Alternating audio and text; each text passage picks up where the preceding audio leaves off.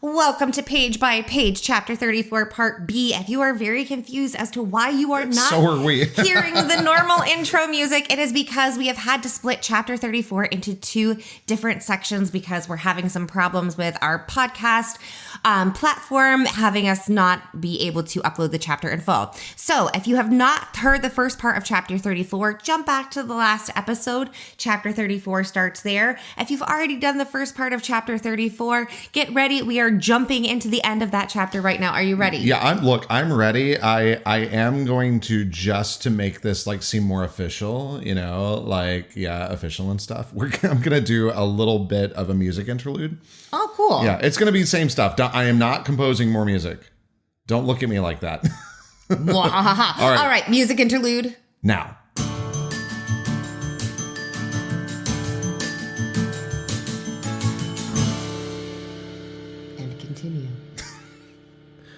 Are you waiting for me to change my mind? Jason said. Get ready to clutch your pearls. Sharp leaves scratched my hands as I shoved brush aside, checking every bit of the ground I could dig far enough to see. 'Twas not, in fact, 3-year-old Casey Lynch who found the positive pregnancy test in the trash at Barry Walsh's graduation party and helpfully moved it to the basket of forks by the congratulations cake. What? Jason laughed the word. Something pale caught my eye, out in the open, stuck between two rocks. I forgot to keep talking as I knelt to pull it free. A bone. Some kind of little bone. Werewolf finger? Raccoon shin? I didn't fucking know. I set the little bone back down and kept pushing forward. What happened? Jason called. After Barry's mom spotted that little plus sign, the party turned into an interrogation complete with seated rows of teenage couples being questioned in an extremely efficient manner, causing several panic attacks, 4 breakups, and 7 until you die groundings. Damn. I told you to clutch your pearls. Another little pale bone beneath a bush a foot or so away. That one I didn't touch. Unfortunately, it wasn't Barry's girlfriend's pregnancy test, but Barry's father's mistress's, who happened to be, drumroll please, Barry's little sister's 19-year-old babysitter. But don't assume the baby was Barry's father's, because the babysitter's baby ended up having several potential daddy candidates present, both adult and recent graduate, turning the Inquisition into a pretty nasty brawl, which sucked since my accomplices and I had planted the test as revenge for Barry saying elementary school kids were too little to help build the bonfire. Damn.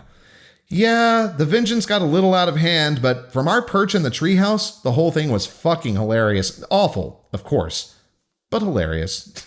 That is so fucked up. Okay. That's why she never told her parents it was her. God, so funny. And she was what, 7, you said, when she did that? She was like older elementary school kid. Oh my God. So ruining like 8, how many 9? lives? Well, I mean, it's not her fault. Also, the 19-year-old babysitter knew what she was doing, throwing that away in like a family trash can. Come on. Yeah. All right. Another bone. Longer.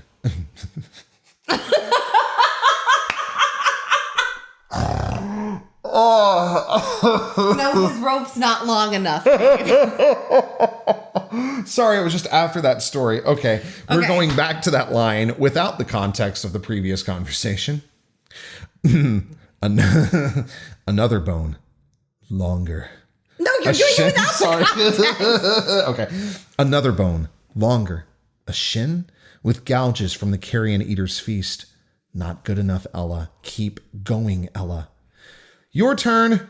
I spotted the shattered remnants of my phone beside, I think, part of a rib. Can you promise to keep a secret? I'm a pro, buddy. I like the sound of that, I said. I promise I won't tell. After I got attacked, I wanted to see the reports from the first responders, but Dad wouldn't let me. He might have had a point. I made very illegal copies of some of his work keys so I could sneak into his office and take the file. I paused, contemplating the moral and practical implications of such keys, tucking the information away for I paused, contemplating the moral and practical implications of such keys, tucking the information away for potential future fucked upness. I'm impressed. More bones. Vertebrae. Definitely vertebrae. The bigger problem is, Jason said, once you've got one set of sneaky keys, access becomes addicting. Don't judge me too hard, but I even found a metalsmith to copy the skeleton keys from all the doors in my house that haven't been converted to modern locks. Such a scandal, making keys to doors in your own house. A skull. Clara's skull. The pain of my soul's scream of rage and grief and horror slashed from the center of my chest up to my throat. But the basement of my house isn't like a normal house. The Argo has a liquor license, for starters. Can you imagine if everyone at school knew I had a key to that stash? I'd never get a moment's peace. There was a hole in the side of her skull, weirdly shaped, cracks radiating around it. There were gouges from carrion eaters here, too. I mean, Paige knows, obviously, Jason said. She helped me find the metalsmith, but Paige is the only one. And you now. I knelt, embracing the pain of the rocks digging into my knees as I picked up her skull and felt nothing. The world didn't tip. Talons didn't drag across my flesh. Clara's story ended before impact, and nothing that had come after lingered on her gnawed-up bones. But her teeth. Her fucking teeth. If liquor storage isn't daring enough for you, Jason said, I also have a key to the pastry cooler. Her canines were gone. Someone had ripped them out. Pain, like a battering ram to the ribs, crushed my lungs as I fought the scream that should have caused an avalanche. A werewolf's canine stolen as a prize. A trophy. A fucking trophy. Fuck. When I'd been in her body, I'd tasted blood in her mouth, felt pain too, but I hadn't understood. And the school vending machines, except the one in the staff room, or the one that used to be in the staff room. I also have the gym equipment room, walk-in fridge, and basement. Rage longed to burst out of me, but I wasn't a werewolf. I didn't have a form strong enough to fit my fury.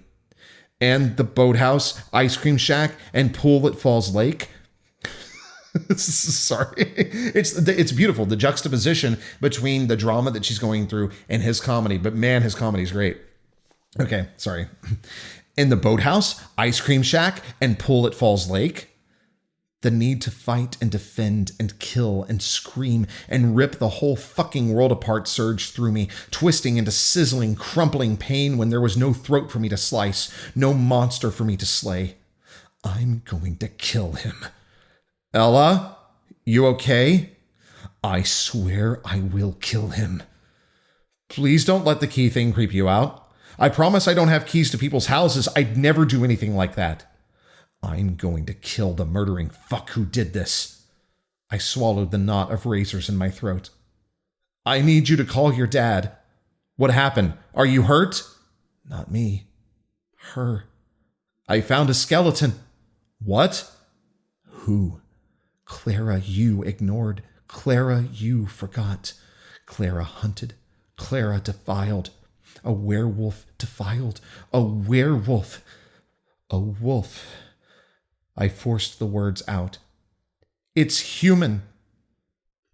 And thus ends chapter 34. I'm sorry I couldn't make it through that whole thing without laughing, but Jason's just the infusion of comedy in that last bit. It's such a beautiful contrast, that black and white, just like him being up on the cliff and her being down below. Look, it's like you're an author and you know what you're doing. Well, she also has to make sure that it sounds cheery so that it doesn't look suspicious that she threw her phone down there to find a murder victim. No, I know, but like Jason's doing most of the work for her. I just love how obsessed he is with these keys that he's made. It's like, and the ice cream house and the pool at Falls Lake. It's like, what the hell is he doing with these keys? Because it's this weird addiction of like, he's this good guy who doesn't do anything wrong. And then he's being kept in the dark and not being allowed to see these things about himself. And he gets this access and he feels powerful and he wants that power again. So he keeps getting himself access to get more of that. It's an addiction. He wants that high. So the locks in his house weren't enough. So he's like, okay, I'm going to get some at school. He's like a male Winona Ryder. And then it wasn't enough. So he's like, okay, I'm going to get some keys up for... So he's just like kleptoing keys. I love how you just skipped right over my Winona Ryder was a klepto comment. Well, she had a very traumatic childhood. I'm not judging her. Well, just like Jason was traumatized. Yeah, and sure. he's like, he has like, that's his control thing now is he's like, I can get into doors. Okay, so give me your thoughts. How do you feel about the chapter? How do you feel about where it's going? Do you think we've got about 4 chapters left? 3 chapters? What are you feeling? It's definitely 3 or 4. Hopefully, okay. I'm probably lying. Hopefully, who's to say? I don't know. We'll see how it goes. Right. But that's it. 4 feels right in my soul. Okay, is that plus a little? I don't know. Okay, all right. I don't want to say too much about it. But in this moment, okay. 4 feels right in my soul. So how are you feeling about this? What like how do you feel about the action, the way that they got to the cliff, and all of that? Like how do you feel about it? How do you feel about how your characters are behaving? Are they behaving the way that you want them to? Yes. Okay, good. They're behaving quite well right now. Okay, that's surprising. It's just that the problem is we're getting so close to the end of the book. Yeah, I know. That there's so many it's the problem with writing in a series. I tell me about it, man. I know. We're getting so close to the end of this book. Yeah. But because it's not a one-off, there's still all this other shit. Right, yeah. That is in the world. And so it feels so weird to me. Sure. That she is in trying to distract Jason while finding Clara. Let's get Bones to police so we can be like, mwahaha, here's your murder victim, fuck you, she's dead. Right. You did nothing. Yeah. That's where she is. But here is this boy who has this massive crush on her that she's trying to keep happy and entertained without hurting him, but is using him, but really doesn't want to do anything bad to him, and she's really kind of helping him. Yeah. So it really is that kind of weird juggling. Did I answer? I forgot your question. No, you did. I good. was asking you about how you felt about the chapter and where it was going, and yeah, you answered that. So well done. So to my podcast notes, you changed this during the read aloud, but blood sugar, I grimaced. Speaking of your Twilight, well, that's because I had Twilight in my head because of the. Well, just imagine the van that or whatever it is that tries to hit Bella. Imagine the van personified. So it's this massive rotating force of a sexy person going to gyrate on Bella, and then Edward swoops oh my god! her I was out, wait, van? Do you mean the truck? Because isn't there a truck that tries to hit? No, I think it's a van. Yes, I remember now. It's something, but can you imagine person as van, and then saving? I just want to believe that. And then, what's the gyration with all the beeps in the hospital? You know what I mean? There's so much you could do with it. I want there to be a scene in this burlesque. And I know there's got to be Twilight burlesque. There's Star Wars burlesque, for Pete's sake. But, which I really want to go see because that sounds fascinating. It does sound fascinating. But just imagining her showing up and him having that disgusted look on his face that he has in the movie, where he's just oh. So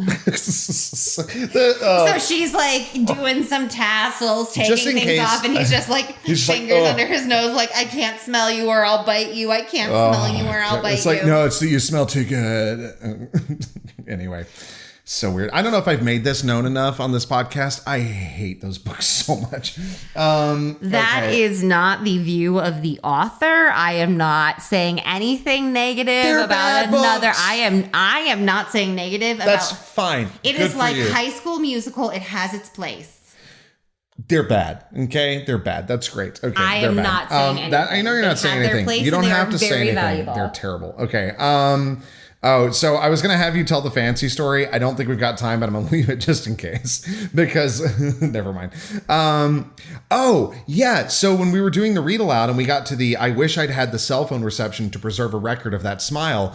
During my first read, I didn't catch it. But during the second read, I went, oh, because she's about to break her phone. And that picture will probably be gone. It'll definitely be gone. Oh, yeah. Well, I mean, she dropped it down 100 feet. So, yeah. Probably. So she's like, oh, best picture ever. Yeah. What a sweet moment, too. And she's like, oh, damn. But I didn't catch it. It was just such a nice little, like, I wish I'd been able to preserve that. Phew. Oh, no. Oh, bye-bye, phone. Bye-bye, phone. So, will you please tell the story about the glitter picnic blanket? What about it?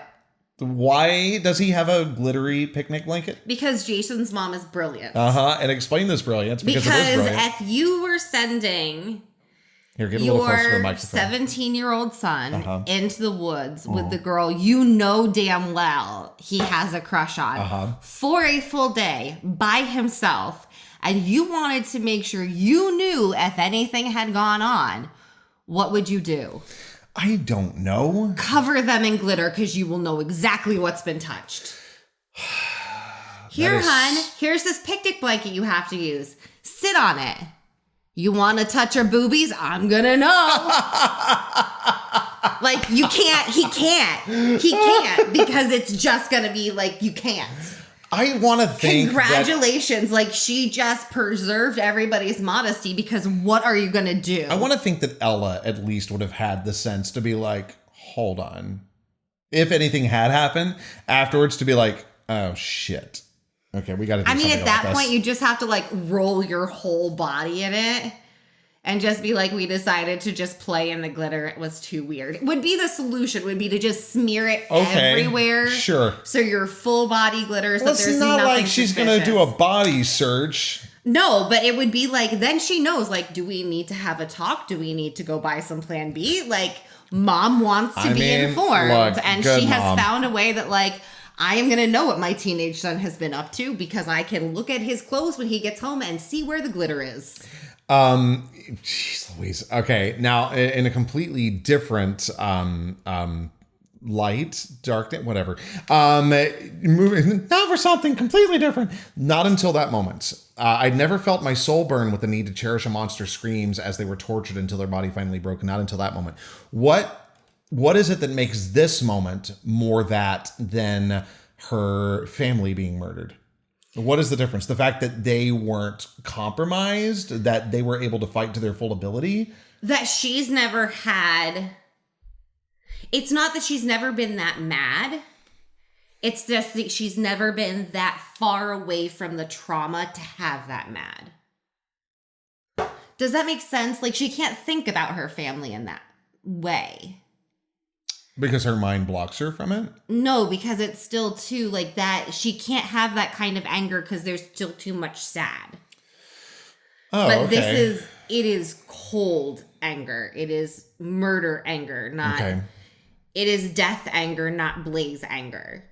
Okay. All and right. So she's never been able to have it that directed, that like, no, I want this zoned in. She's literally staring down the seam, seeing this is what someone plotted. They plotted for her to fall and hit, and that's how they wanted her to fucking die. And then when they find the fangs afterwards, that's just what that really seals narrow up. of a focus when it's like her family, her mom, her dad, her grandma, the house that she knew best, like all of that gone. Yeah. It's a different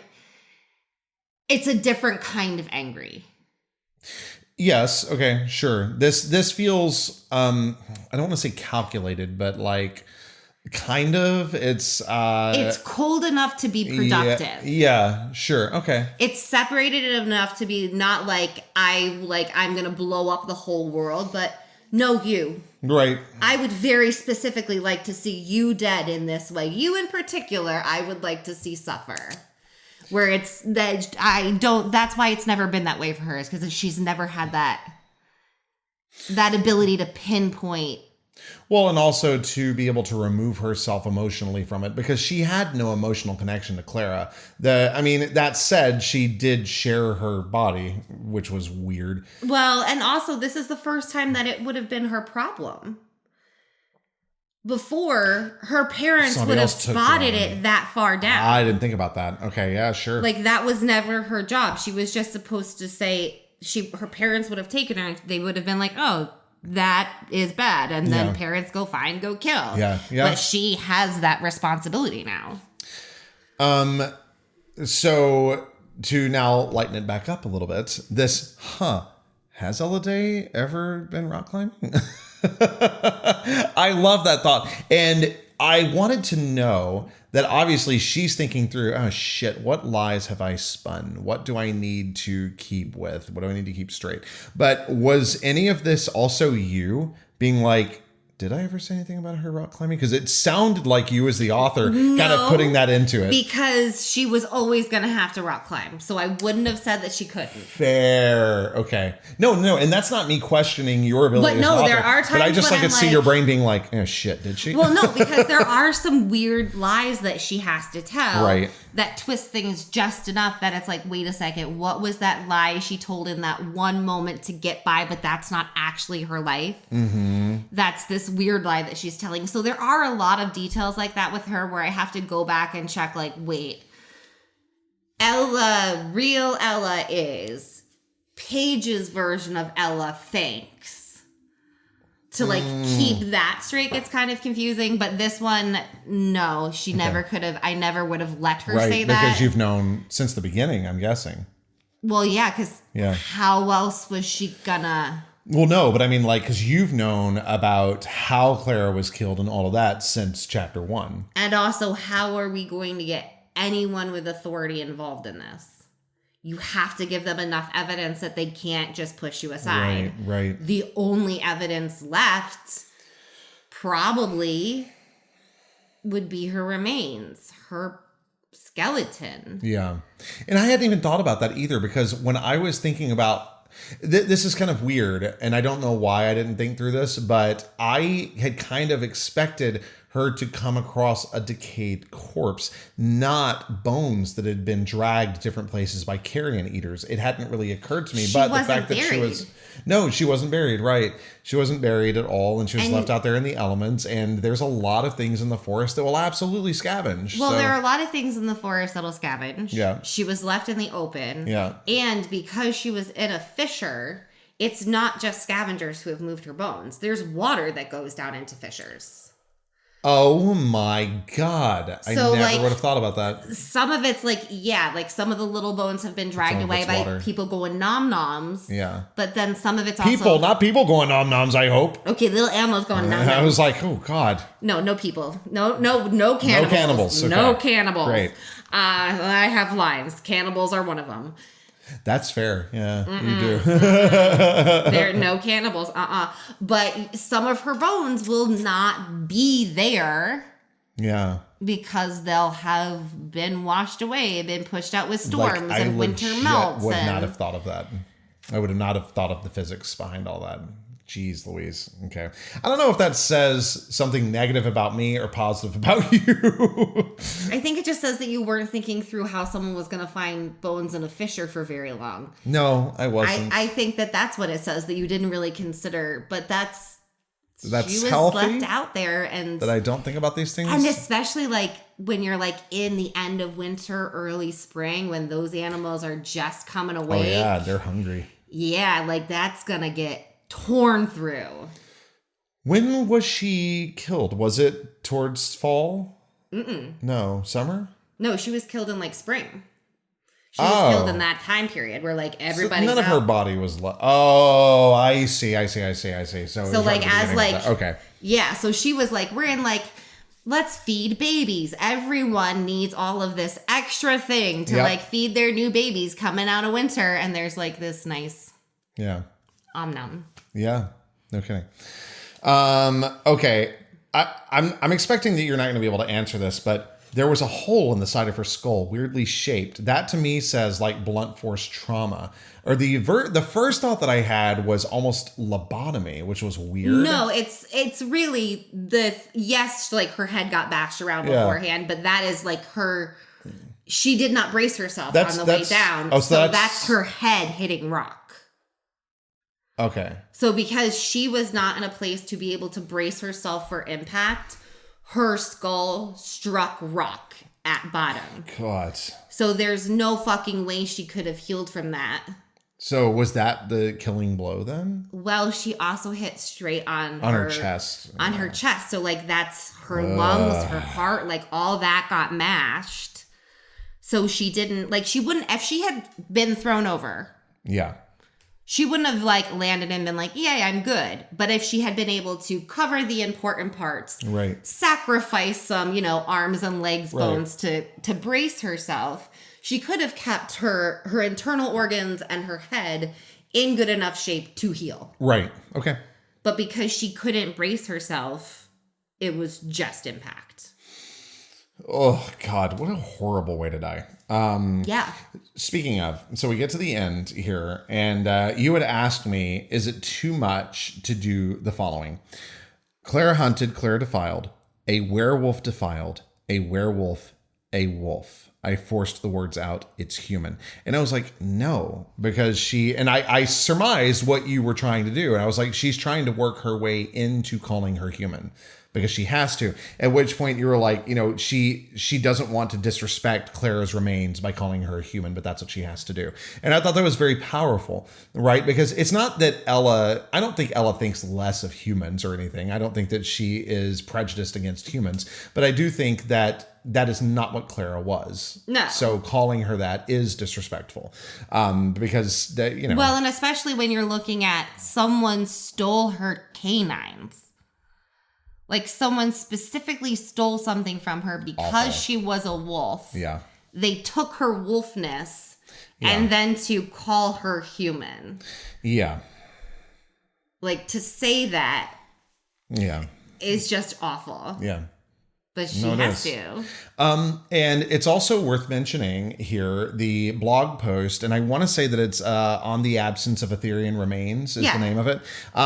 So I think so. Put it. I'll put. Oh, no, don't worry. I'll put it in there because as I'm listening to it, I'll write it down in the podcast notes. But yeah, is there anything that you want to say on that, like per that blog post, so like not like summarizing it or anything? No. So the blog posts that I have up, and they're all up on Substack, and anyone can access them. They are about like the deep world building lore that doesn't really need to come out in the text. So in this case, it's okay. So in this world, we are in a case where a werewolf who is in human form, their skeleton can be handed off to forensic specialists. Like, how does that work? Right. And there is very specific reasons for why that works, how that works, what the rules are with that that are established in this world. But there's no reason to stop the chapter and be like, several hundred years ago, schmankety schmankety schmoo. So that's what I love about those blog posts is getting to share that. So if you are interested in why it works, that Clara's bones can go to a forensic pathologist, whatever, DNA team and do all that and it'll come out fine, then there is a blog post covering that. Yes. We do actually have a little bit of time. So can you please tell the fancy story? This is a great way to end today's episode. Okay, so this is like one of those urban legend stories. No, but we were told this from the source. Supposedly. No, this happened to her mom. Supposedly. Okay. All right. And then we'll tell the story where I'm like, this is why I don't believe it. Okay. You don't actually believe it? No. Just let me tell my story. Okay, I'm sorry. Go ahead. Okay, Wait, so the story goes. Move this over to you. There you go. The story goes that this friend of ours was being visited by her mother. By 3 spirits. Sorry. Am I telling the story? You're telling me. By her mother, and her mother was having some feminine itching issues. So she asked the daughter to make an appointment with her gyno for the mother. The mother, before the appointment, goes to shower, get herself all nice, clean, and fresh, goes under the sink for what she believes is feminine deodorant spray, uses some, goes to the appointment, lays down, the doctor comes in, and the first thing they say is, "Oh, fancy." Weird. The mother gets home, everything's fine, goes to the doctor, and is like, "I don't know, I didn't really like it there. They called me fancy." Daughter's like, "I don't know why they would do that. That's so weird. What?" And they start talking about what went on, and they finally get to, "Well, did you do anything weird?" "Well, I used a little of that deodorizing spray from under your sink." And the daughter's like, "I don't own that. I do not own that. what are you talking about? And they go and get out the spray and search for it. And they finally figure out that what the mother had, in fact, used was spray glitter. She had spray glittered her china. Her china! Cheers to China. Cheers to China. Okay, she had spray glittered her vagina. Yes. Which made sense why the doctor was like, fancy, and also like, well, I know what your problem is. But the thing that I don't believe is because I have heard this, like a friend of a friend story so often, I'm like, did the person who tell us klepto it from someone else? Because. You've heard this story elsewhere? I had someone else tell me this story, which is why I'm like, what? Is the person who told me that famous? Or because here, I'm going to tell you this story too. This goes way back to a production of The Wizard of Oz back in the day. Oh my God. What happened was this was great. Some of the costumes in the show for the Munchkins were built with like hula hoops sewn into them and things that are very not friendly to clean. So they have to go to the dry cleaners. They have to be very carefully washed, that kind of vibe. Also in the show, due to some irresponsibility on people's parts, there were not adequate understudies. So the understudy for the lion in this professional production was actually a 16-year-old boy. So what happened was, which, by the way, in this caliber of a production is unacceptable. You should not be asking people to pay full price tickets for that. It's not that 16-year-olds can't be very talented, but they should not be playing the Cowardly Lion in a professional production. Unless it is a think piece or something. Right, whatever. But not. Anyway, back to the story. Yeah. So I'm the dance captain for this production. Early in the run, this 16-year-old who is understudying the Cowardly Lion, he had some health issues, and he gambled and lost and shat his costume. But being a 16-year-old, rather than admit that he shat his costume, he hung it back up in the dressing room and just hoped no one would notice, which obviously didn't go well. So people sniffed it out. The whole thing had to get sent out and emergency cleaned. The mayor of the Munchkin Shitty became a thing. Later in the run, this kid, who is hopefully like a very productive grown-up now, and will never hear me tell this story. I don't even remember his name, so I could not name him. I remember his first name, and I won't say Don't say it. Don't worry. Later in the run, the Cowardly Lion goes out, and this poor 16-year-old kid has to do the rest of the run as the Cowardly Lion. He never shat the lion suit. We waited for him to shit the lion suit, but surprisingly, even with all the panic, that lion suit stayed clean. Years later, I'm sitting way other side of the country in Alaska, and someone starts telling me this story about how this 16-year-old got sent on in a professional production of The Wizard of Oz, and he shat in the lion suit. And I'm like, no, he didn't. No, he didn't. And they're like, yeah, he did. No. He shat in the mayor of the Munchkin City costume. And I was arguing with this person about which costume this poor kid had an accident in. And I was like, no, you don't understand. I am the dance captain who had to figure out how to not have a mayor of the Munchkin Shitty that night because the shitty costume hadn't gotten back from the dry cleaners. I know which costume that was. Like, I know explicitly, I know where the dry cleaners was and why we could not get it back in time. So that's why I'm like, I kind of, the fancy gynecology story, I'm like, I don't know. Because they were telling the mayor of the Munchkin Shitty story as the Shitty Lion story. Right. Completely convinced that their friend of a friend had told them correctly. Right, when you were there. When I got called in early because we couldn't figure out, because it wasn't even after the show. It was the next day when they figured out there was poo-poo in the costume. Yep. So you don't, and I'm sorry for anyone who is very disgusted by this whole situation. I was disgusted by the whole situation as well. It was horrific. When I agreed to be a dance captain, I never thought that I'd be dealing with that kind of literal shit. I thought I'd be dealing with like sprained ankles, maybe some blocking issues. Yeah. I did not think that actual fecal matter was going to become my job at any point, but actually more than once it did. Oh my God. Yes. In that same, not that same production, but that same show. Exactly. Gross. There's something about that show and fecal matter. Yes. So I'm really sorry that I just shared that trauma with all of you. And I'm not pretending that it's not completely disgusting and appalling. It is. It's horrible. It is a horrible thing that it happened, and it is a horrible thing that I repeated it to you, so you now have that in your brain for the rest of your life. But now you share it with me. And now every time you listen to The Wizard of Oz, you're going to hear, as the mayor of the Munchkin City. It's true. You'll hear it. And when you watch Wicked and you see the mayor of the Munchkin City running around while Glinda brilliantly sings soprano, you're going to hear poop and pats. That's what they're going to hear. Like, it's just how it is. It never goes away. And I just ruined all of poop news. He shot. The mayor has poop in pants. Bum, bum. The stinky is poop in all of us.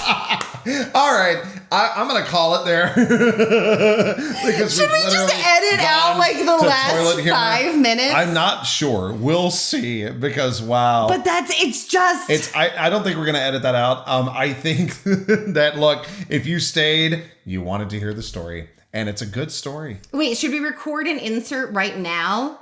And then we'll put this insert back where it was so then they can hear it twice? No. Are you sure? Yeah. But it'd be so fancy of us. No. So we're just going to let them, just going to let them go. Ride into that and hope that they're okay. Through it. Okay. So that all said, why don't you tell I'm so glad I don't dance captain anymore. Yeah. I'm so glad I am out of that life. Yes, you are. So why don't you tell everybody where they can find us? Not with a dance captain's Bible in my hand, I can tell you that much. No more Mayor of Munchkin Shitty. Oh, you can find me on Substack with the blogs that have all the extra cool backstory. You can also find me on TikTok, Instagram, Facebook. You can also find Chris on the page-by-page social media pages that he is going to start building on all of those. Yes. So follow page by page to give him the impetus to actually do something with those pages. Sure, careful, don't go near the watch. Yes, so you can find us there, and please do like, follow, subscribe, all those good things on your preferred podcast platforms so that the algorithms know that you like us and can help us find new people. And I think that is it for us. So as always, thank you for reading.